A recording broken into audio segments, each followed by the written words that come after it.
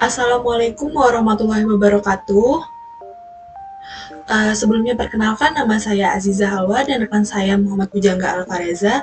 Di sini kami akan menjelaskan sedikit tentang pengertian clustering. Clustering adalah teknik dalam unsupervised learning yang bertujuan untuk mengelompokkan data berdasarkan kemiripan atau karakteristik tertentu tanpa adanya label atau kategori yang sudah ditentukan sebelumnya. Dalam clustering, objek-objek yang mirip satu sama lain akan ditentukan dalam satu kelompok atau cluster, sementara objek yang berbeda akan ditempatkan di kelompok yang lain. Di sini kami memakai data tahwalik yang terdiri dari nama. Di sini ada nama customer, nomor telepon customer, alamat lengkap, metode pengambilan, tanggal pengambilan, jumlah pemesanan, varian, harga satuan, harga total, metode pembayaran, dan penjualnya. Penjual di sini yang dimaksud adalah penjual yang melayaninya atau ownernya tahwalik sendiri.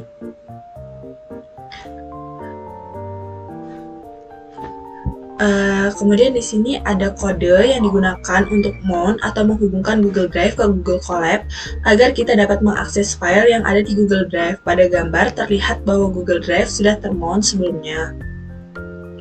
Kemudian ada kode PD, itu digunakan untuk manipulasi dan analisis data atau seperti table dan spreadsheet.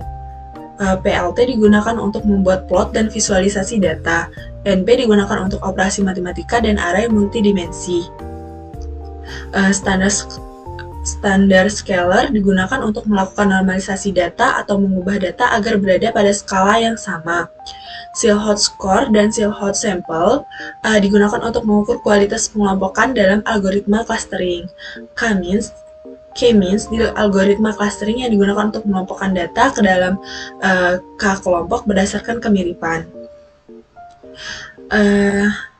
DF kode ini digunakan Pandas untuk membaca file CSV yang terletak di Google Drive. File yang dibaca adalah data pesanan dari produk tahwalik.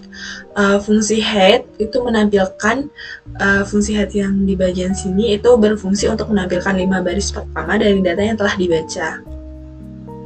Kemudian dfinfo untuk menampilkan informasi dari dataset, termasuk tipe data setiap kolom. Terdapat 350 data. Baik, di sini terdapat 350 data yang telah disebutkan tadi. Lengkapnya bisa dilihat pada file CSV yang akan kami kirim nanti. Kemudian akan dilanjutkan oleh rekan saya Pujangga di video berikutnya. Oke, selanjutnya ada penggunaan metode elbow. Di sini terdapat optimize command. Penggunaan ini sendiri bertujuan untuk membantu menemukan jumlah optimal cluster K. Kemudian terdapat data dan juga max dari K-nya. Datanya ini adalah dataset yang digunakan untuk clustering, sedangkan max K-nya ini adalah nilai maksimum untuk jumlah cluster yang akan diuji.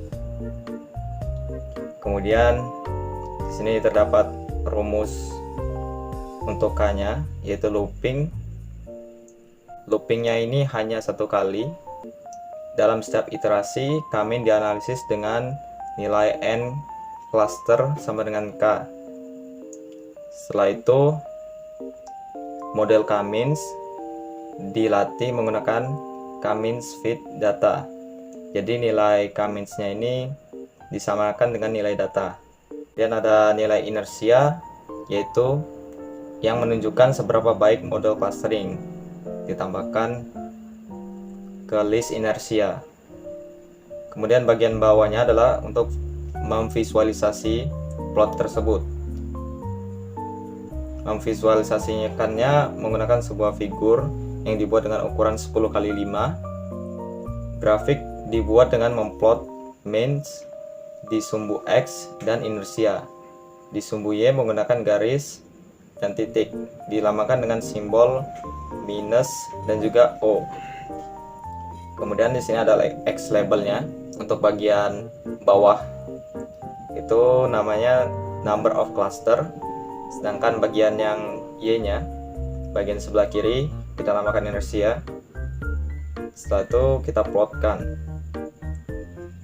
Kita tambahkan lagi ini optimize KMN-nya sebanyak 11. Jadi data yang akan tampil itu adalah dari 1 sampai dengan 10.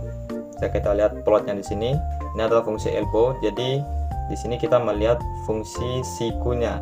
Bagian siku adalah bagian yang kita ambil untuk menentukan centroid. Kemudian kita plot scatter si datanya ini.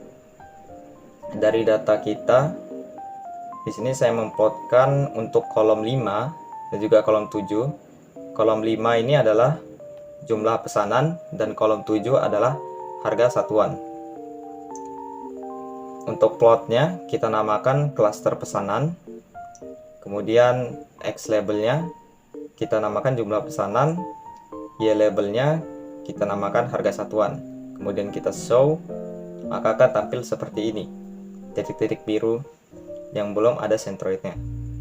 Kemudian kita akan menentukan centroid menggunakan fungsi commit sini sama dengan n nilai cluster sama dengan 2. Nilai 2 ini kita ambil dari metode elbow tadi. Kita cocokkan dengan data yang ada di kolom tadi, yaitu jumlah pesanan dan harga satuan. Setelah itu cluster kita print dan kita dapat ini titik-titiknya. Setelah titik didapat, kita plot scatter seperti tadi. Namun di sini kita memberikan warna berdasarkan centroid yang tadi yang di atas. Plot scatter dari kolom 5 dan kolom 7, yaitu jumlah pesanan dan harga barang. Kemudian kita beri label untuk centroidnya, dan warnanya ini kita pilih acak dengan menggunakan rainbow. Setelah itu title-nya kita namakan klaster pesanan, X dan Y nya tetap sama, jumlah pesanan dan harga barang. Kemudian ini adalah pengompokannya. Di sini pengompokan yang paling banyak yang berwarna merah dibandingkan dengan yang berwarna ungu. Setelah itu di bawah ini ada penghitungan silhouette score. Jadi penghitungan silhouette score dari kolom 7 dan kolom 5 tadi menghasilkan 0,936. Baik, sekian yang dapat kami sampaikan. Terima kasih. Wassalamualaikum warahmatullahi wabarakatuh.